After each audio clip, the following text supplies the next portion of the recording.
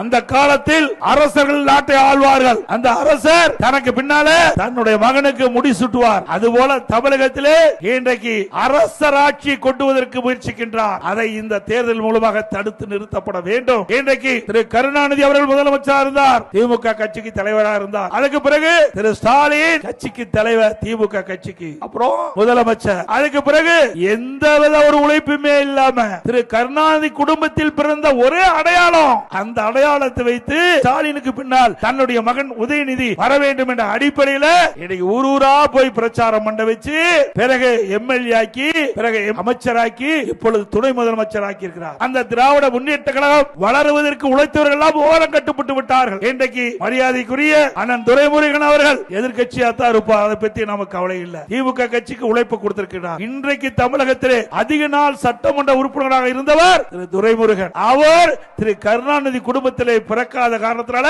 அவருக்கு துணை முதலமைச்சர் கிடைக்கல.